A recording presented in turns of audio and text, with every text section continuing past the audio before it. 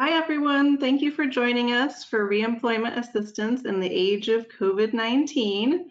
I would like to thank Legal Services of Greater Miami and especially Jocelyn Armand and Daniel Rowinsky for putting this presentation together. Jocelyn is the Director of the Health and Income Unit at LSGMI, and she sends her apologies. She is not able to join us in presenting the webinar today because they had a client come in with an emergency reemployment assistance hearing. So it's real, the demand is there. So a huge thank you to Daniel Rowinsky for agreeing to do the presentation by himself today. Daniel joined LSGMI in 2013 and heads the Lazarus Project, which helps chronically homeless individuals resolve the legal issues that prevent them from accessing affordable housing. He also directs 2 reentry projects that help ex-offenders to remove the legal barriers that hinder them from obtaining or maintaining gainful employment. And I am Christy Bagalow, the Director of Statewide Training for Florida Legal Services. We have a lot of people on the call today, so everyone is muted, but you can enter your questions in the questions box on the GoToControl panel. At any time, Daniel has said he's happy to answer questions during the presentation. And this presentation will be recorded, and I'll send out the recording and the CLE information after the webinar. So again, welcome everyone, and thank you, Daniel. I will turn it over to you now. Hi, Christy, and thank you so much for having me and Jocelyn do this presentation for advocates in Florida. As I was telling you, and I'm going to share this with the group, I see the attendees, and there are a lot of great advocates, and some of the people who are attending this presentation probably know more than me in the area of reemployment assistance benefits. So if there is anything that has to be corrected, feel free to send either a question or a comment in the chat. I will be more than happy to read the comment and also clarify for the rest if they have any questions about employment assistance benefits and the unemployment compensation benefits from the CARES Act. Before we start, something that wasn't mentioned in my bio is that in LSGMI, Legal Services of Greater Miami, I have been practicing in the area of employment assistance for many years. I think since I started, I think my first case was in 2014. So I have been practicing in RA cases or practicing RA law for a while now. And in my organization, I'm the person who, some of you know, is basically getting updates or information about the CARES Act and helping my colleagues who have questions with unemployment compensation programs from the CARES Act or unemployment compensation benefits from the state, and also help other advocates get updates on the changes in the law and changes in the benefits. So with that, let's start. Christy, can you go to the next slide? So today, for some of you, as I said, might be very basic. You might know most of the information I'm going to provide in this presentation, but I think it's important to have a starting point in order to provide effective assistance to our clients. And I think we need to start by the basics because the CARES Act and employment compensation programs are just being implemented. So there are several things that are unknown, but if we have an understanding of how these programs work, I think we can provide effective advocacy for our clients. And so today we're going to be talking first about the Florida Employment Assistance Program, how it works, and then we will proceed to talk about the 3 other programs or benefits that were established and included in the CARES Act, which was signed into law on March 27, 2020. And those are the Pandemic Unemployment Assistance Program, the Pandemic Emergency Unemployment Compensation Program, and the Federal Pandemic Unemployment Compensation Program. We're going to start with the Employment Assistance Program because most of these programs are going to, the federal ones are going to relate back, or they're going to rely a lot on the law and rules that apply to the state program. So let's go to, and let's talk about the Employment Assistance Program. That's located in Chapter 443 of the Florida statutes, and it's in the Florida Administrative Code, Chapter 73B. Next slide, Christine. This program existed before COVID-19. exists during COVID-19. So people are getting benefits under this program, even if they were not discharged or separated from their job because of COVID-19, and it will exist after COVID-19. It provides temporary partial wage replacement benefits to qualified workers who are unemployed through no fault of their own, and supports economic stability for businesses in Florida who depend on consumer spending. So because people get income while they're unemployed, they can spend money, and that supports the economy.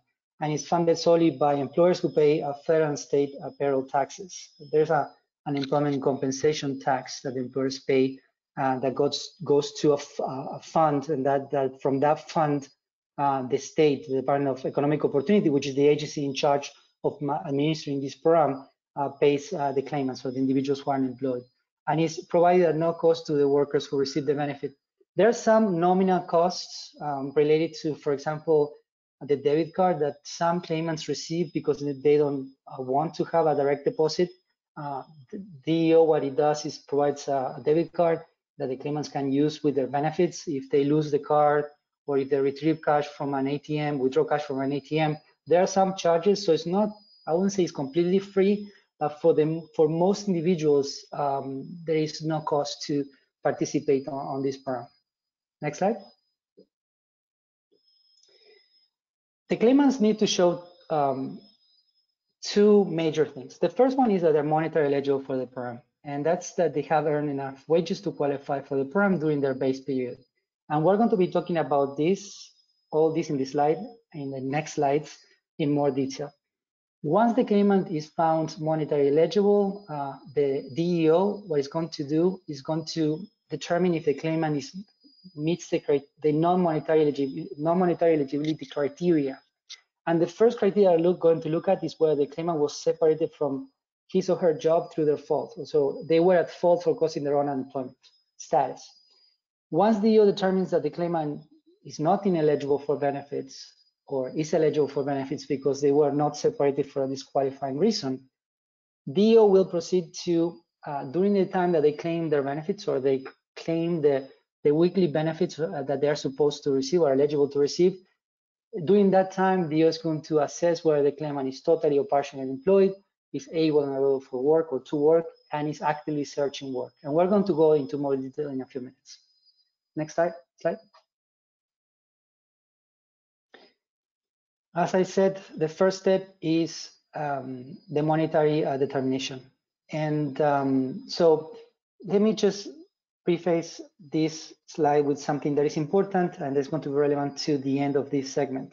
And that is that claimants become eligible for benefits, for state benefits, from the time, the effective date of filing of the claim. So that means if there is a delay for filing a state claim, or if someone is eligible for state benefits and they waited some time, or if there was a gap between the time they were unemployed, became unemployed, and the time they filed the claim, they're going to become eligible for benefits from the date that they filed their claim. And we're going to talk about, because there is an update on that at the end of this segment, but I want you, those who are listening, please to keep that in mind. However, once the claimant files the claim, DEO needs to determine if the claimant is monetary eligible, and during the base period, and they're going to look at the base period. And the definition of the base period, which sometimes is difficult to remember, but is the first 4 of the last 5 completed calendar quarters before the date the claimants file their claim. And just to simplify this, because there's a lot of confusion between claimants and advocates about this, is especially for those obviously who don't practice this area of the law. If someone files a claim, and let me give you an example so you understand. So if someone files a claim on an RA claim on April 1st, right, of 2020, the DEO is going to consider the last 5 full calendar quarters before they file the claim first. So the first quarter immediately preceding the claim is the quarter that goes from January 1st through March 31st, 2020. The wages during that period are not going to count towards the weekly benefit amount, and are not going to be used to calculate, to determine if the claimant meets the base period criteria that we're going to be talking in 2 minutes. DEO is only going to look at, in this example, the benefits or the wages that the claimant earned for the base period that goes from January 1st, 2019, through December 31st, 2019. And this is relevant, especially for PUA, because it's different. This is different from PUA.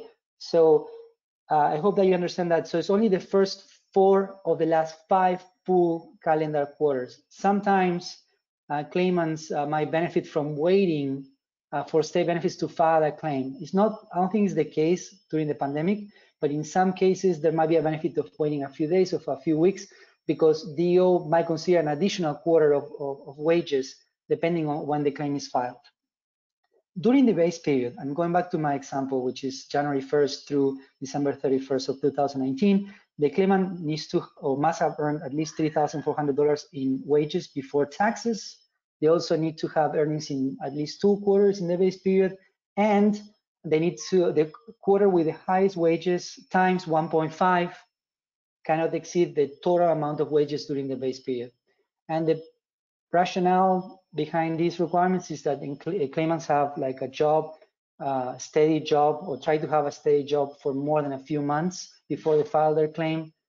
So I guess that avoids claimants like working for a few months, earning some money, getting unemployed or become unemployed and then file a new claim and doing it several times. By requiring them to have wages in 2 periods and all these requirements, it makes the claimants more likely to have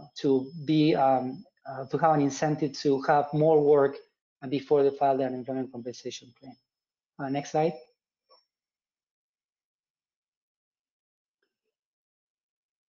Once DO determines that a claimant is monetary eligible for benefits, DO will proceed to determine if the claimant meets the non-monetary eligibility criteria.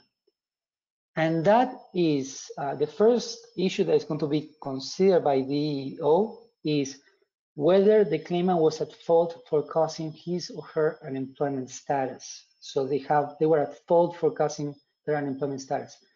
And there are 2 major considerations depending on how the person is separated from the job. And one is that the claimant could have been discharged, or the claimant could have quit the job. If the claimant is discharged, in order to be eligible for employment assistance benefits, the discharge cannot be for misconduct connected with work. In the case of a claimant who quits, the quit or the resignation has to be with good cause attributable to the employment unit. So if the claimant quit, DO must find that the employer was at fault for causing the unemployment status of the claimant. Now, there are a lot of permutations about what is misconduct, for example, and what is good cause attributable to the employment unit, because sometimes someone might quit a job for a reason that is not related to the employment unit. For example, if someone has a medical condition and they need to stop working, they are potentially eligible for benefits. But the 2 major considerations are these 2. And if you have claimants who are potentially eligible for RA benefits and they get disqualified from benefits at this stage, not the monetary determination stage, but at this stage, I recommend that you check Chapter 443 and Section 036, Part 29 for the definition of misconduct, because it lays out what kind of conduct constitutes misconduct, and also that you take a look at obviously DCA precedent, but very importantly that you look at RAC orders or Employment Assistance Appeals Commission orders on the subjects that you are assisting your client. The Employment Assistance Appeals Commission has published all the presidential orders, or most of the presidential orders, in their website, and at least for one subject, which is one of the definitions of misconduct, has a position that it goes against DCA precedent. And I'm not going to get into that, or if they're right to do that, but I think it's important that you understand that that you can go to the RAC's website, find the orders, and start researching there, and then go to DCA and see if there are any conflicts. The same with quitting with good cause attributable to the employment unit. There are a wide variety of reasons why someone could have quit the job, and the cause will be attributable to the employment unit. So I recommend that you visit the RAC's website. At the end of this presentation, I listed some resources. The link to the RAC's website with the orders is there. So go to the Chapter 443, first 036, section 036, if you need more information about definition of misconduct, and then RAC orders, and then DCA. Now, once DO determines that the separation from the job does not disqualify the claimant from reemployment assistance benefits, it will proceed to determine a few things while the claimant is claiming their benefits. The first one is, but they don't go in sequence, they do all at the same time. Well, the claimant is totally or partially unemployed during the time that they claim their weeks, that they claim that they were unemployed or eligible for reemployment assistance benefits. And that means for someone who's partially unemployed, that his or her hours were reduced, or that like the claimant or the claimants are working, they find a new job, but it's part-time and they earn less than the weekly benefit amount that they're eligible to receive during that week. At the same time, the DO will assess or determine if the claimant was able and able to work and actually searching for work or seeking work. For the able to work and able to work determination, what DO will consider is whether the claimant is free from unreasonable occupational restrictions regarding wages, hours, place, and type of work in relation to the training, experience, work history, and local labor market conditions. We receive a lot of questions about people, for example, who have disabilities or they have temporary disabilities. Their physical conditions or inability to work goes to this issue. Again, go to research DCA present and or RAC orders for more information on how this requirement is construed by the courts and also by the agency in charge of administering the program. Then they need to show that they're actively seeking work or searching for work, and that means that they have contacted 5 prospective employers each week. So for each week that they claim. So if someone claims 2 weeks because they certify weeks every 2 weeks, during those weeks, they need to certify that they contact 5 prospective employers during each week. So 10 total. They cannot say, for example, they cannot certify that they didn't look for or they didn't contact prospective employers in 1 week and 10 in the other one. It has to be at least 5 per week. And the other thing that is important is that they haven't refused suitable work. What is suitable work? Again, you need to research that because this is construed in different ways depending on the circumstances. Now, as I mentioned 5 seconds ago, there is a biweekly certification requirement, and that is that the claimants need to go to the portal, the Connect portal, or contact the EO and certify every 2 weeks as to all the things I just mentioned in this slide, except the first issue, and they need to continue claiming their weeks while the appeal is pending. And this is relevant for also PUA because it's the same for pandemic and employment assistance, because a lot of people ask me, clients and people who have issues with the program, whether they're going to, what's going to happen, like, because now it's taking more than a month to process claims. What's going to happen, like, let's say if they go back to work before the term ends or stops processing the claim, or if they go back to work before the finishes processing the claim and finding the person eligible for benefits. So all the weeks that they had claimed, they're going to receive the benefits for those weeks that were eligible. If the case is on appeal and the claimant is not receiving benefits, if there is a final decision reversing an initial determination or appeals or first determination that the claimant is not eligible, they will receive all the weeks that they claimed up to that point and that they were eligible to receive. So it's very important that you advise your clients to continue doing the biweekly certification. Now, there is an update as to that, and I'm going to talk at the end of this section, but I think it's important that you understand this at this point. Let's go to the next slide, Christy. Daniel, if I may, we had a couple questions come in.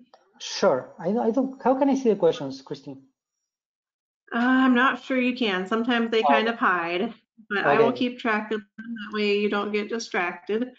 Sure. Let's see. So the first question, I think you may have answered it, but just to clarify, for people whose hours are reduced, is the worker's ability to collect reemployment assistance compared to the amount of part-time they're still earning? Meaning if the worker earns more than $275 a week, working only 20 hours instead of her usual 40, will she be over income for reemployment?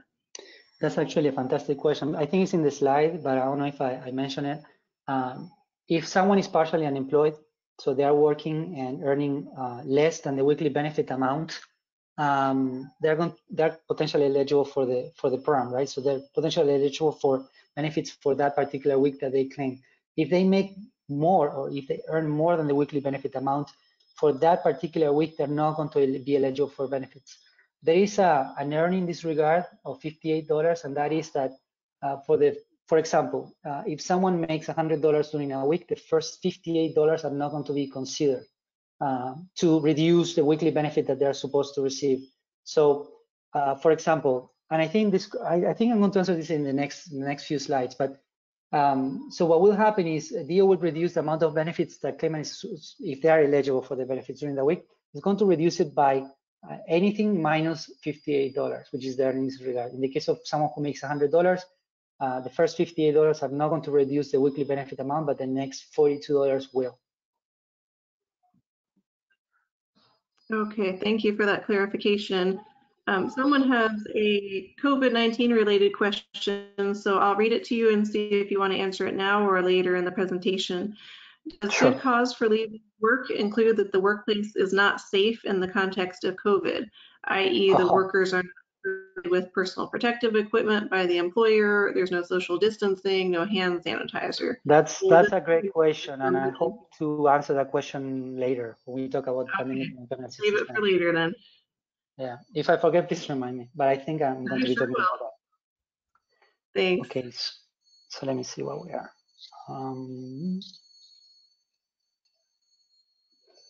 Yeah, so regarding the weekly benefit amount, I answered this question in a way before, but so the weekly benefit amount received unemployment will vary from person to person. That depends on the wages of the individual during, or the claimant during the base period. The state determines the WBA based, that's the weekly benefit amount, based on previous earnings. And the claimants can receive from $32, that's a minimum, to $275 for 12 weeks of benefits. So if someone is found eligible, has a lot of wages during the base period, they cannot make more than $275 in RA benefits.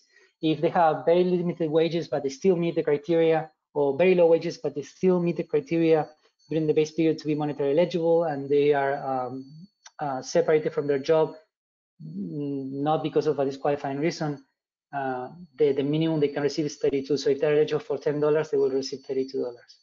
Now, the amount of weeks, and this is relevant for the upcoming months, the amount of weeks of benefits is tied to unemployment rate. And for those who like statistics or economics, there's a positive correlation between that. So that means that when the employment rate goes up, the number of weeks increases. So the state offers more weeks. When it decreases, the number of weeks that are offered decreases. This is just an oversimplification. They have a rule, like basically a way of calculating this, which is in the statute. And essentially, for any number of, so if the average, the Florida's average unemployment rate during the third most recent quarter, right, is above 10.5%, then the state pays 23 weeks. So if it's less, and it's less than 5%, which was the case before the pandemic, and the last most recent third calendar quarter of last year, then it's 12 weeks, which is the minimum.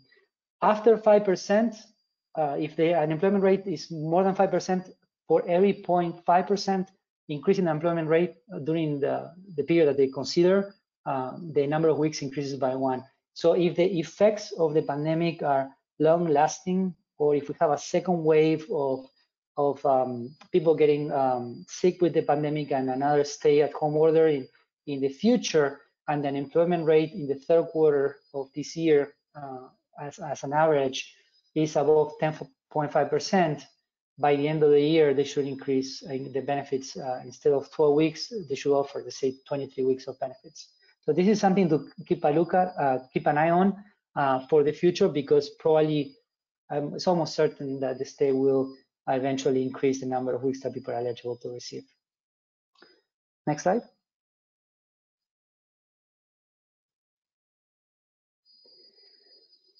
Now, regarding the updates, and let me make a recommendation for those who are not in the Florida UC listserv who haven't signed up. I recommend that you sign up because that's where we all share important updates about the law, like at the state level, federal level, and we share like information about how these programs are being implemented. So I highly recommend that you sign up for that listserv. So that's also a place where we provide updates about the changes in the program and also in the law. And but in any event, as of today, the work registration has been suspended through May 8th by executive order of the governor. I didn't talk about this requirement because this is more like a basic presentation on employment compensation law. There are other requirements, obviously, to be eligible for benefits that are simpler, I guess, than the principles discussed in this presentation. One of them is the work registration requirement, and that is that when someone files an RA claim, they need, before they become eligible for benefits, they need to go to another portal and register a profile for them and upload their CV or curriculum vitae.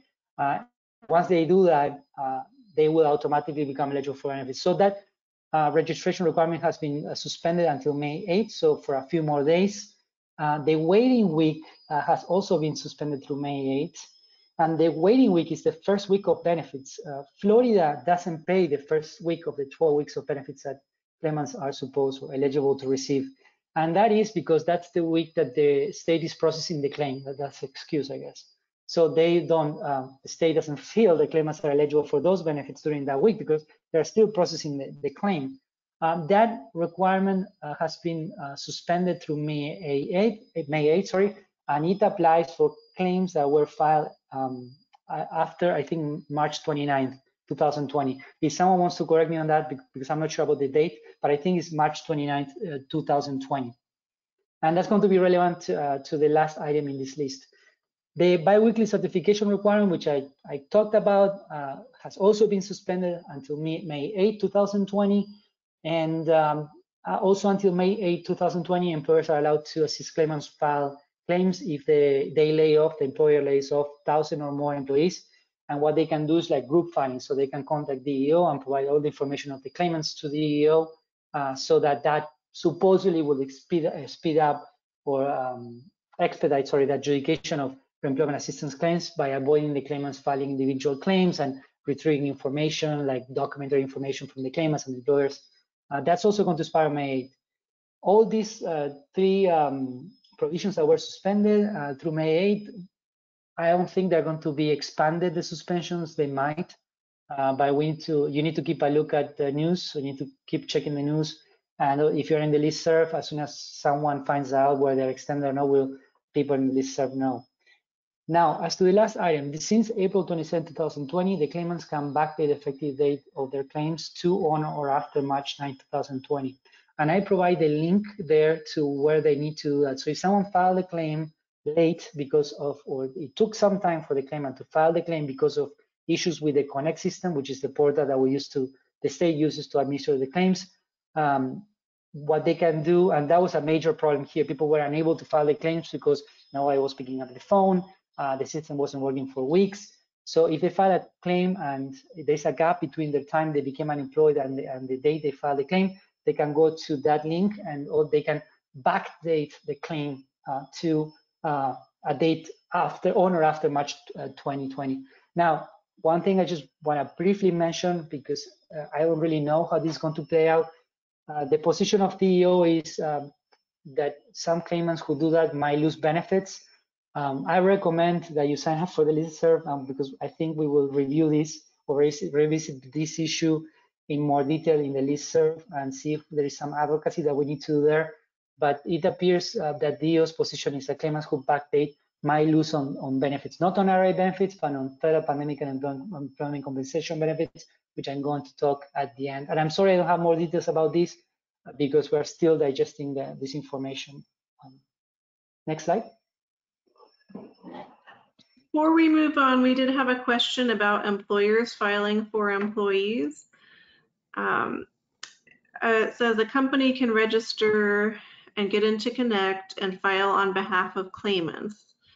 but the claimants are not able to see that section on the website. Do you have any information about that?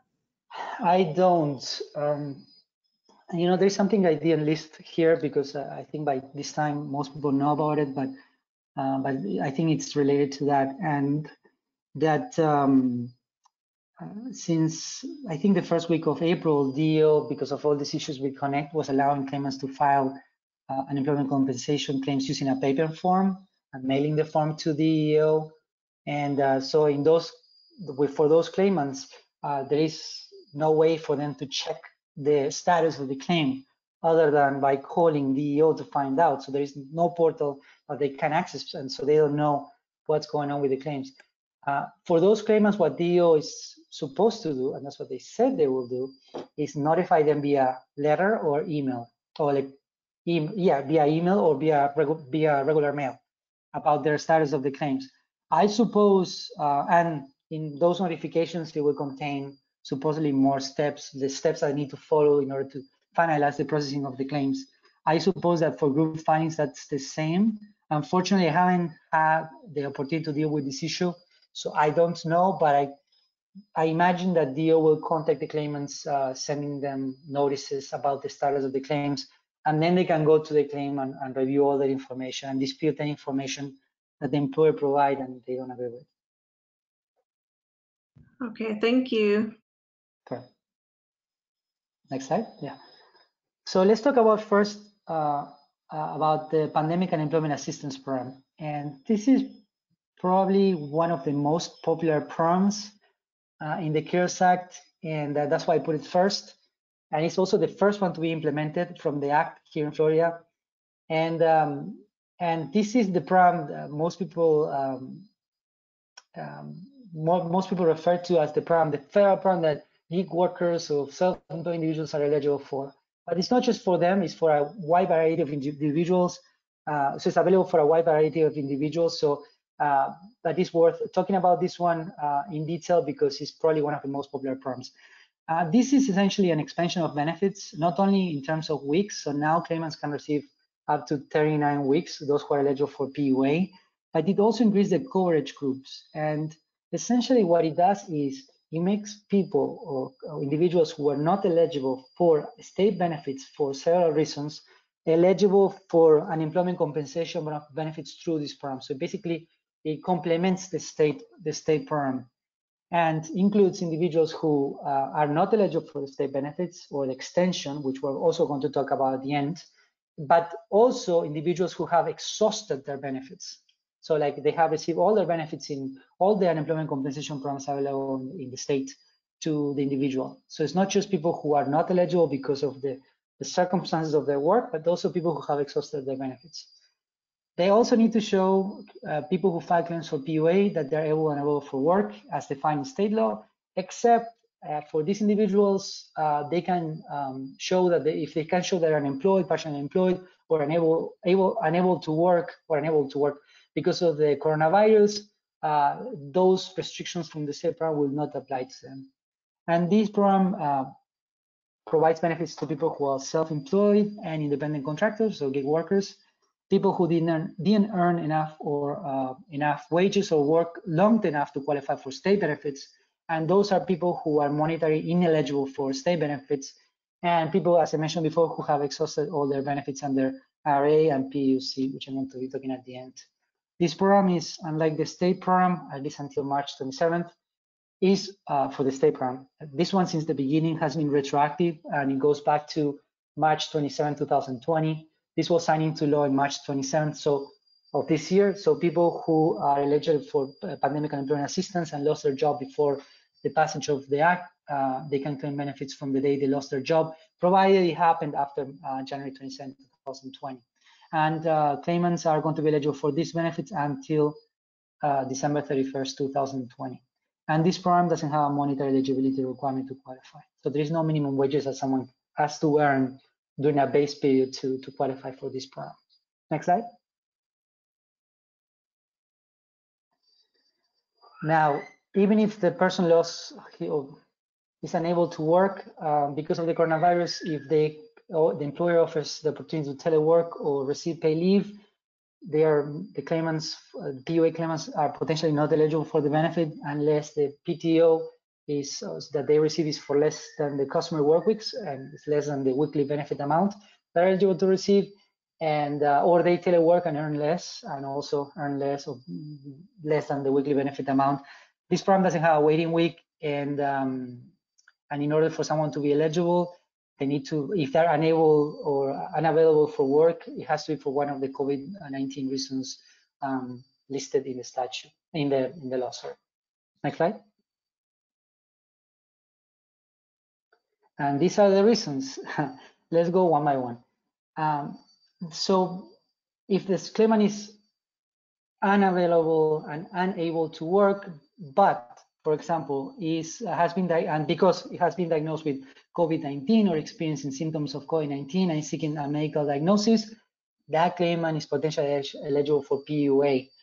Regarding seeking a medical diagnosis, that's for people who, let's say, have the symptoms, but they were unable to get a diagnosis because they couldn't either access the test or the doctors refused to provide a diagnosis, a COVID-19 diagnosis, but they try. So long as they self-certify that they tried to get a medical diagnosis, they should be eligible under this category.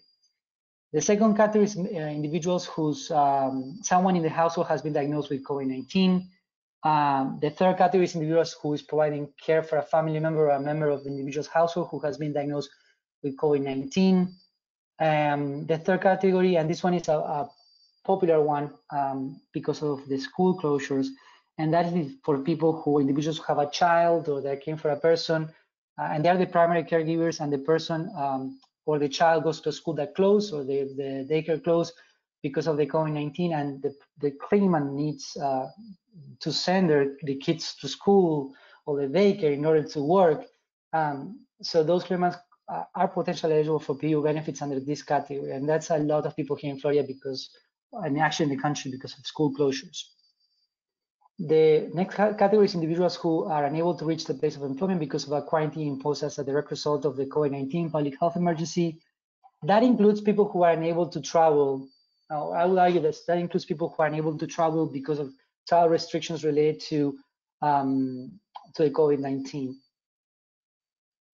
The next category is individuals who are unable to reach the place of employment, which is also this one, because the individual has been advised by a healthcare provider to self-quarantine due to concerns related to COVID-19. Now, I'm going to answer the question I was asked before. According to the Department of Labor, in order for someone to qualify for PUA under, I imagine that this category, they need to show that they have some sort of document from a doctor that recommends the self-quarantine, or because of they're in a high-risk group, or because they have a pre-existing condition that makes them at risk of, of perishing because of the coronavirus or dying because of the coronavirus. I had some clients who contact me about this and also hazard pay, which I don't know anything about, but a client or an applicant actually contact me or contact legal services because she was an Instacart worker. She was, I think, 25 and was wondering like if I was eligible for benefits if she stopped going to work, because at that time, and I don't know if that changed now, Instacart wasn't offering like PPE, and so she was concerned for her health, and she was not in a high risk category. She didn't have any pre-existing conditions, and there were no medical records that show notes from doctors, recommendation from a doctor saying that this person couldn't go to or was at risk if he went to work. So that person wouldn't be eligible. But if you manage to establish that the person has documentary proof that they had to self-quarantine, they could be eligible for benefits under this provision. Now, and this is for advocates, right? Because the pandemic is new, and the impact of the pandemic, in the legal impact, the economic impact, and the personal impact is huge. But I think there are some arguments that could be made that under state law, that someone who feels unsafe at work might be eligible for state benefits, provided they are monetary eligible, because the employer has refused or is not addressing a hazard at work. I think there are some arguments that could be made for state benefits. I haven't seen one of those cases or how these cases play out with the pandemic, but that's something to consider. So to answer the question in a more concise, with a more concise answers, it depends. It depends. If the person is at risk, they could be eligible because of a health condition. They could be eligible for PUA. If they are not, I think there are arguments that can be made at state level, state law, using state law, that the person is eligible for the employment assistance benefit under state program. And the next category is the individual was scheduled to commence employment and does not have a job or is unable to reach the job as a direct result of the coronavirus public health emergency. This one is another infamously popular category because this year we did the census, and I have a few clients who were supposed to be census pollsters, and they couldn't start their job because of the coronavirus, because they suspended their work before they even started. So if they have a bona fide job offer to start work, they could be eligible under this category for PUA benefits. At least that's the way I see this. The next category is the individual has become the breadwinner or major support for household because the head of the household has died as a result of COVID-19, and the individual has to quit his or her job as a result of COVID-19. That's very broad. I guess someone could argue for the case of the claimant who's concerned about his or her health because the employer is not abiding by the social distancing guidelines, or they're not providing PPE, that they might qualify under this category.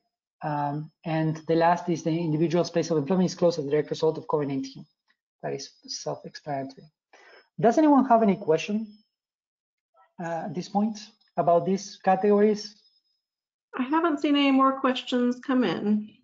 Because I have nightmares with this, with these categories, because there's so many possible combinations of issues that could result in someone being eligible for PUA benefits, and I think that it's difficult to cover every possible fact pattern where someone could be eligible for PUA benefits. But if you have any question or someone has asked you any question that I haven't covered, please let me know. Next slide. I did get a question in because someone couldn't use the chat box. So she asked, what do you do with people who are unable to get through to connect to file for PUA benefits? The system has been down since Friday. It's actually working today. I checked. But can we leave that question to the end of this part of the presentation? Sure. All right. Next slide. We can lead to the next slide, I think. Oh, no, sorry.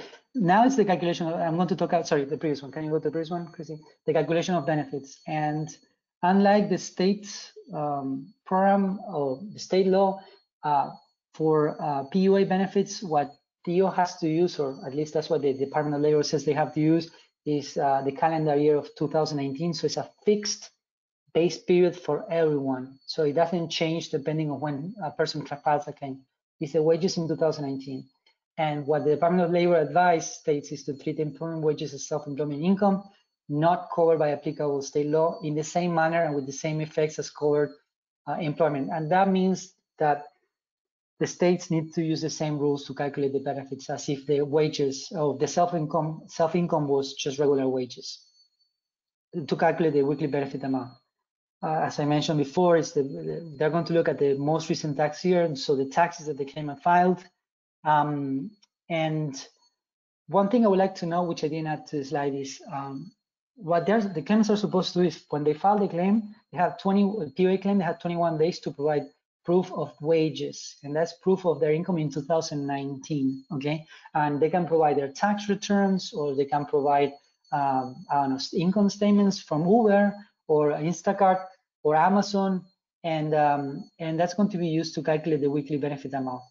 If they cannot get to that evidence or proof of wages before the 21 day deadline, they can still, like, after, provide proof that they're about their income in 2019 at any time, and then the state is supposed to recalculate the benefits if the claimants are able to produce that information.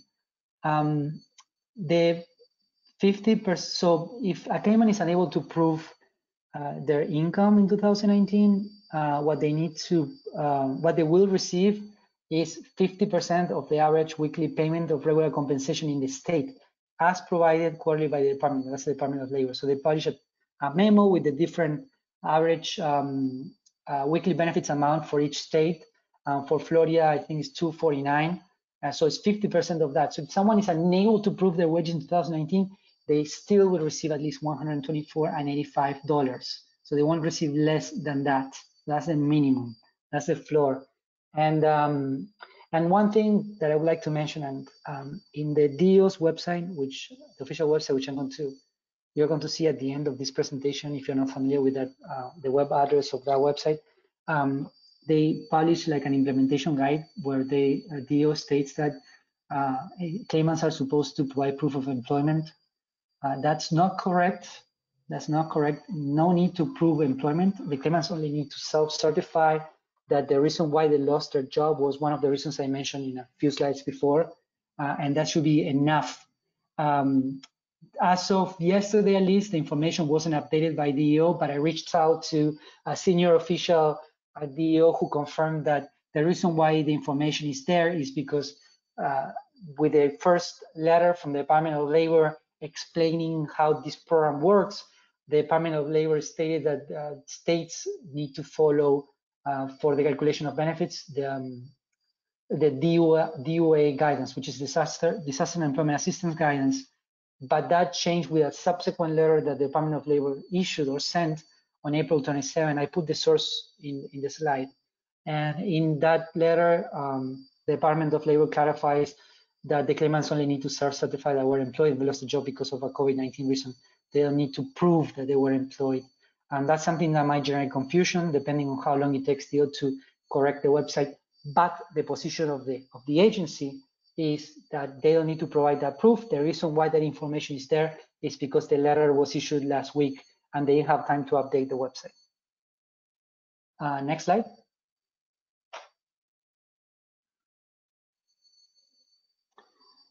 And these are just some updates. The claimants are eligible for PEUC benefits. Before I mention this, for those who haven't been practicing RA or unemployment compensation law and are not following the news, but you probably know that the implementation of these programs has been nothing but a mess. Not only because the system was unable to handle the massive amount of claims that were filed at once, so the system wasn't prepared to handle all these claims, but also a major problem, as some people know, is that we don't get clear communications and guidance from DO as to how they're going to implement these programs. So they take an approach that seems to change every week. So something I tell claimants or clients a week before might not apply the following week or might apply. So it's important that you keep abreast of the news because that might change. What I mentioned in this slide, some of the things might change tomorrow or next week. And I'm sorry about that, but the thing is that they didn't have a strategy. It seems they didn't have a strategy to communicate how they were going to implement the program, and they're doing as they make changes to the program as they go. So it's very confusing. One of the changes was that the claimants eligible for PEUC benefits who filed RA claims before April 5th, 2020, need to file the claim again. So everyone has to file an RA claim, an employment assistance claim, right? Because what the state is going to do, the agency is going to do first, as required by the CARES Act, is determine if the claimant is eligible for state benefits, to then determine if they're eligible for PUA or federal benefits. Those people who file a claim before April 5th, they need to file it again as if they filed the claim for the first time. For those, they're going to use likely a better platform that they created specifically for the pandemic, which is actually a little bit better than Connect. So it's not going to be as painful as before, but they will have to file a new claim nevertheless. For those who file after a PUA claim or an RA claim, but they think they're eligible only for PUA after April 5th, 2020, they need to file a PUA claim in the Connect portal. So they will see a link once the claimant is found not eligible for benefits. They're going to see a link there in the Connect or in the portal that they log in to claim their benefits for the weeks. They will see a link that says file a claim for PUA benefits. Now, how people are going to know if they're eligible for PUA only or RA? The communications from DO are extremely confusing, and unfortunately it's us, the advocates, basically the ones that have to explain this to claimants, because the the phone lines, customer service are overloaded with calls, and nobody can answer questions, individual questions about cases. So we basically are the ones who have to explain the difference between a PUA and RA claim, unfortunately, to the claimants. Hopefully this will change in the upcoming weeks when they provide more information about these programs, so claimants understand if they're eligible for one program or another one, so that they know if they need to file a new claim or not. Next slide. Oh, sorry. There was a question about PUA. Christy, do you mind reminding me the question? Yes, let me go back there. We've had several questions come in, but I'll hold them for the end since we've got about 10 minutes left.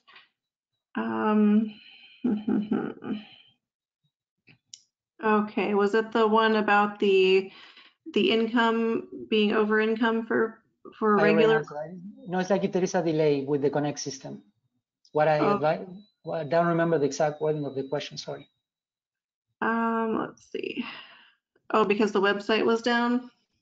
Yeah, so like for claimants, if the website is down, if people are eligible for the state benefits, they can backdate the claim to whenever they could file the claim. For PUA, it doesn't honestly really matter because they can backdate the claim to anything after, any date after January 27, 2020. Okay, perfect. I think that answers the But question. if they file the claim before April 5th, they need to file again. So that's why I wanted to leave it to that part. They need to file the claim again. So let's talk about the pandemic. Let's talk about the Pandemic Emergency Unemployment Compensation Program, or PEUC, Section 2107 of the CARES Act. This program hasn't been implemented in Florida, and my understanding is nowhere in the country has been implemented yet. No state in the country has implemented this program. It offers up to 13 weeks of regular RA benefits, or actually paid by the federal government, after the date the states or the state of Florida entered into an agreement with the Department of Labor, and ending on or before December 31st, 2020.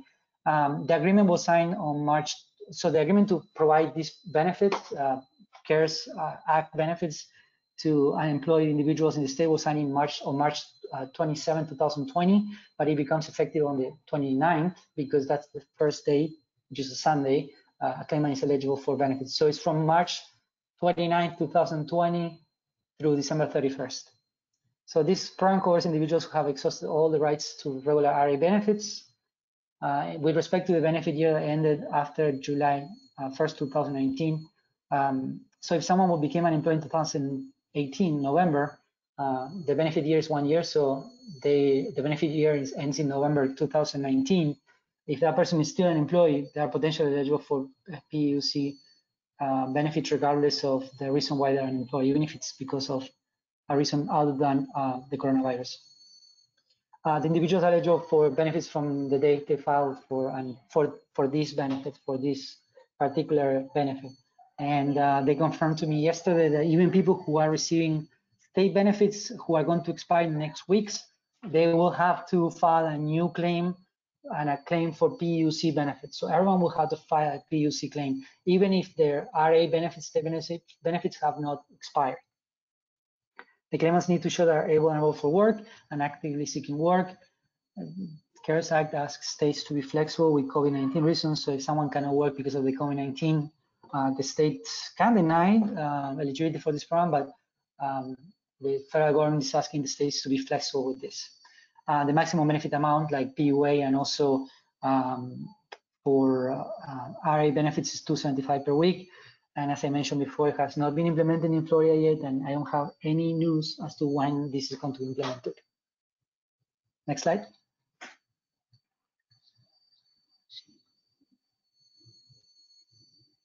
Next, Christy. Christy, can you hear me?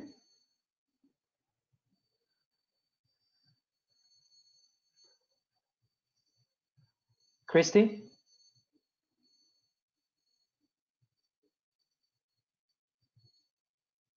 Hello?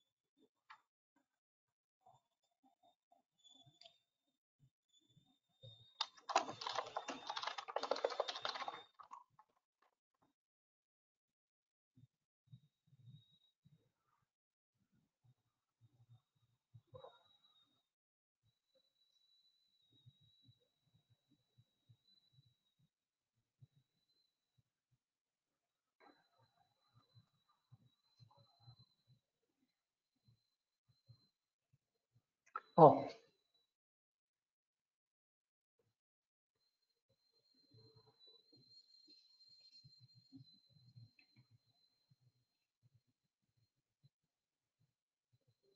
Okay, it appears that people are able to hear me, and I'm sorry about that. I have been having issues with my internet connection, and I don't know if it's me or, but it appears that you can hear me. Excellent. So let's go to the end. I have the slides here. Let's talk about the Federal Pandemic and Employment Compensation Program really quickly, because we have 5 minutes. And so this program is another popular program from the CARES Act because it offers a bonus or an enhancement of, oh, thank you so much, Nancy and Chris, for letting me know that you can hear me. So it provides additional $600 in benefits per week to claimants eligible for any of their employment assistance programs. So long as someone is eligible for $1 of benefits in one of the programs, state or any of the CARES Act and employment compensation programs, the claimants are going to be eligible for this benefit. They don't need to do anything. A lot of claimants ask about this because it's automatic. The enrollment in this benefit or in this enhancement is automatic. The DO confirmed to me yesterday that for claimants, they don't need to do anything. There might be a delay from the time they receive the benefits and they receive the regular employment compensation benefits and the FPEUC, but they don't need to do anything. They will eventually receive the Federal Pandemic and Employment compensation benefits. One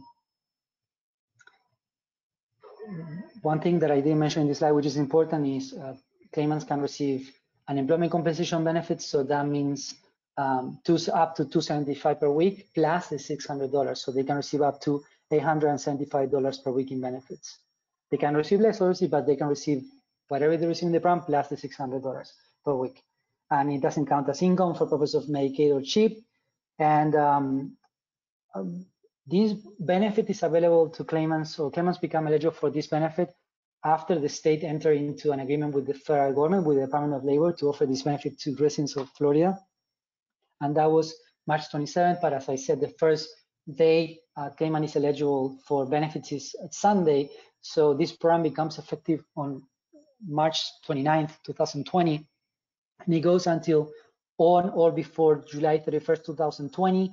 And if it's going to be extended, it has to be extended by an act of Congress, but the state cannot extend this benefit. After that date, it can opt out before if they provide 30 days notice to the Department of Labor.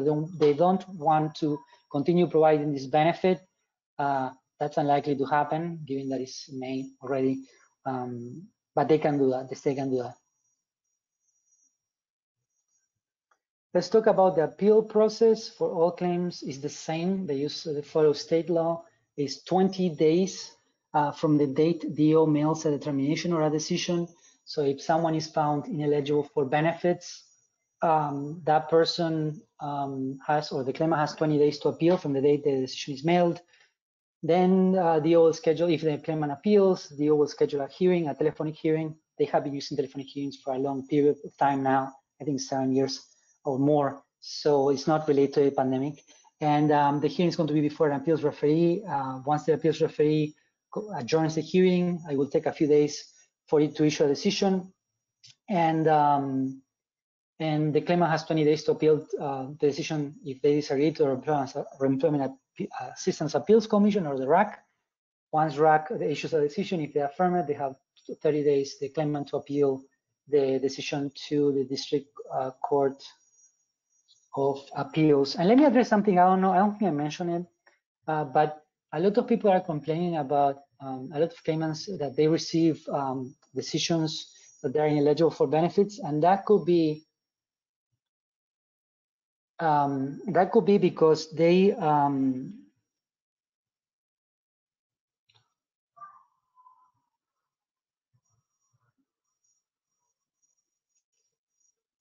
and that could be because they're found monetarily ineligible because they are not eligible for the state benefits, which is the first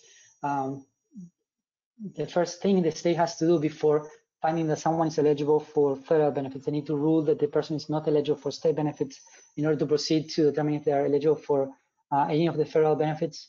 And so people are receiving this determination saying they're not eligible, but if they're eligible for PUA, in reality, they don't need to appeal.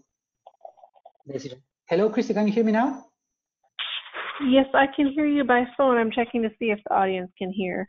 They can hear me. They have been sending me messages because I have colleagues on my Excellent.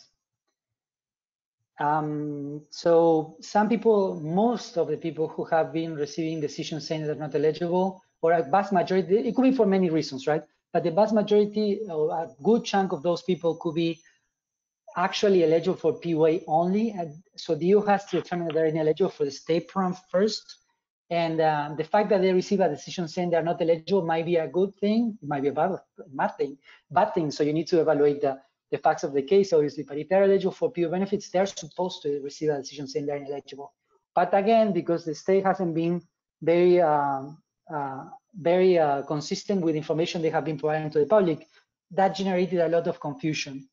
Because obviously claimants are not that educated in the system to understand that the monetary determination finding them ineligible means that they could be now eligible for PUA benefits. So it's important that you talk to your clients and that you look at the facts of the case. If it is a monetary determination, first thing I will ask is if you were self-employed and you lost your job when you were self-employed, that's probably the first thing I will ask. If that's the case, probably that claimant is eligible for PUA benefits, and that's why they receive the monetary determination. But it's important that you look at the facts. But the fact that they receive a adverse monetary determination doesn't mean that it's a bad thing.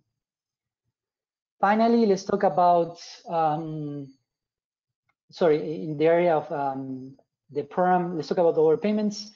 I don't know if you can see the slides, but for irregular RA benefits, there is no waiver of overpayments allowed at the state level. So that means that even if someone is not at fault for causing an overpayment, they are not eligible to waive or ask for a waiver of the overpayment. However, they can ask to stop the recoupment of the overpayment from future benefits. And that's the case of someone, for example, who has an overpayment, finds a job, loses the job, cannot pay the overpayment, is claiming benefits. DO will try to recoup from the benefits that the claimant is going to receive, but if the claimant shows that he or she wasn't at fault for causing the overpayment and recouping the overpayment will defeat the purpose of the chapter, will be inequitable, and against good conscience, they might stop the recoupment of the benefits. And once they find a job, they can start repaying the overpayments. PUA, unfortunately, as of today, at least it doesn't have a waiver of overpayments. So people cannot, or claimants cannot, if they have an overpayment, they cannot waive it, even if they were not at fault for causing the overpayment. For PEUC and FPUC, the extension and the $600, it does have, the Department of Labor allows states to provide the option to waive the repayment of an overpayment if the claimant received the benefit without fault on their part, and the individual is receiving the benefit, and such payment will be against equity and good conscience. So claimants under PEUC and FPUC are potentially eligible for waivers of overpayments. Now, the last subject, the new public charge rule. I'm not going to go through this list of more information about this rule because it's in the slide, and also this is an immigration law matter, but the only thing I'm going to mention regarding this is that the list that the federal government uses to determine if someone is a public charge, the list of public benefits is a discrete list. It's an exhaustive list that does not include unemployment compensation benefits. So they shouldn't, like, if claimants receive unemployment compensation benefits, that shouldn't that should not be considered a negative factor in the public charge determination. Okay, so any questions? Thank you for all that information. And I just want to let everyone know, Daniel did mention this, but things are changing day by day. So the information he's given you today is correct as of today, but it could change tomorrow, as he mentioned. So sorry we ran a little bit over time, but if you're able to stay, we do have a lot of good questions that came in. Sure. Someone had a question about self-employed people and independent contractors. The first question is it a valid reason if work is declined due to COVID-19? Because people don't want someone in their home due to the COVID-19 risk? I think that, I'm going to refer to the guidelines, which I put in slide 25. the letter that the Department of Labor issued regarding like providing guidance to states on how to evaluate these programs. And my understanding from the guidelines is that like being concerned about getting the virus is not going to be enough for a claimant not to go back to work or refuse a job offer. If they can provide like a letter or something that proves that the claimant is at risk of getting the virus and they're in a high risk group and they need to self-quarantine or stay at home, maybe that person will be eligible for PUA. One thing I would like to remark is that the categories like of individuals are covered by the Act. They only need to self-certify that they're part of the category. I don't think they have to provide proof that they fall within one of those categories, which can lead to a lot of abuse of the system because people can lie or be confused about their eligibility for the program and then eventually receive an overpayment. That won't happen with disaster employment assistance or other unemployment benefits. So if they self-certify that they are within one of those categories, they're going to be eligible for benefit. As to the individual in the question, I think they will need to provide at some point, because I'm sure that they're going to audit claims at some point that at that time, when they self-certify that they couldn't work because of the COVID-19, that they have like some documentary, like a reason that is documented by a medical record or by a doctor, so that they don't are charged with an overpayment for that. Okay. And then someone had a question, if someone filed the unemployment application but has not received any acknowledgement and can't get into Connect because of no PIN number, what can they do to verify the claim has been filed? That's a good question. Like DO has expanded their call center hours, and now they're working on Saturdays and Sundays. They have a different number to ask questions about specific claims. The problem is that they have expanded the service, but a lot of people that they brought in provide really confusing information to claimants. So I don't know if I'm sure that such a basic question is, do you have the claim? Have you received the claim? They're going to be able to answer it. What I do, like what you can do as an advocate is, if you don't want to provide advice about this, it's just on your own, go to the website or Connect website, because everything is processed through Connect at the end. Everything's migrated to Connect. Is check if the social security number or claimant ID number of the claimant is registered by putting the social security number of the claimant and clicking forget PIN, which is the code to enter the system. If there is an account, if they have received information, they should have something for that specific social security number after a few weeks, obviously, not in the first week. So if you see like a response in the website, probably is that they actually have a claim in the system. If they don't, they will provide your phone number and you can call the number with the claimant and figure out if they have the claim or not. Okay. The next question is about people needing to file again if they filed prior to April 5th. If they need to apply again, will they receive a notice saying this or a denial, or are they just supposed to know that? This is like, it appears from, I don't know what the notices saying that they're not eligible say, but this was in press releases and briefly mentioned in some press conference, even though at the beginning they said that people didn't need to do anything new. It was the claim, so in one claim. I think they're supposed to know if it was filed before April 5th, or if they need to know at least they need to go to the website and check like regularly to see if there are any changes, like us, right? But if they don't know and they don't check the website, they won't know they have to file it before April 5th. I don't think they have sent any communication about that other than press releases. The other thing is that the website, these sections that are critical for claimants to understand how the programs work, I noticed they haven't been translated to Spanish or Creole. So unfortunately, like if they contact you, let them know about that.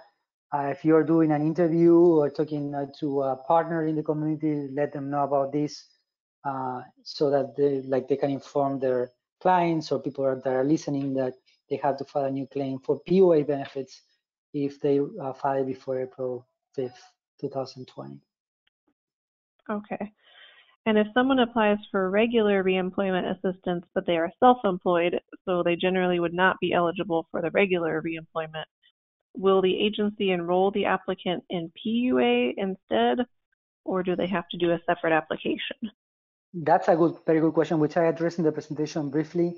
But if they file the claim after April 5th, so the claim is for all benefits. Let's put it this way. The first thing they need to do, the state needs to do, is determine if someone's eligible for state benefits, to then proceed to determine if someone is eligible for PUA benefits.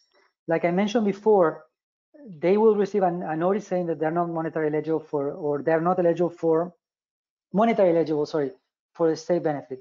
Then if they file after April 5th, in Connect, in their account, they'll see a link that says apply for pandemic and employment assistance. I don't know, like I haven't seen the letter saying they're ineligible, so I don't know, but the Department of Labor asks the states, and I can't recall if that's in the CARES Act, but asks the states to provide clear instructions on how to access that benefit. And a link is sufficient, according to the Department of Labor. A link in the portal should be sufficient for them to comply with that requirement. I don't know if they include that in the notice, but in their account, once they're non-monetary eligible, they can go and file the PUA claim. Okay. And is there a deadline to apply for PUA? Will people still be able to apply once the stay-at-home order is lifted? Yes, I mean, the thing is, and this is my understanding on the PUA program, because it hasn't been implemented fully here in Florida, but this is my understanding from reading the letters from the Department of Labor, is the claimants need to show basically when they certify their weeks, every 2 weeks, once that requirement the suspension is lifted for that requirement, they need to certify that they're still unemployed because of a COVID-19 reason. So provided that they meet the criteria in the CARES Act to be covered under PUA, they should be eligible for PUA. And the deadline, I will assume that is December 31st, 2020, but I think that if the program runs out of money before, some people might, at least I think they are going to receive the pandemic unemployment assistance, but I'm not too sure about the extension with the pandemic emergency unemployment compensation program. Okay. Well, we had a few other questions, but I think we are out of time, so I'll have everyone email those to me, and Daniel can follow up. But I really appreciate everyone's attention, and Daniel, thank you so much for explaining this. It's such a complex area of law, especially now with the pandemic on top of it, making it more confusing day by day. So thank you so much for all that information. No, and thank you, Christy. Can I mention something? In the last slide, you have our contact information. Feel free to send me an email if you have any questions. Okay. Or call me. Perfect. Let me get over to that slide. And I will be sending out the recording of this and also the CLE credit information for it. So that should come this afternoon. And just email me if you have any questions accessing the video, if you have any problems with it. Take care, everybody, and thanks again, Daniel. No problem. Thank you, Christian. Thank you, everyone. Bye-bye.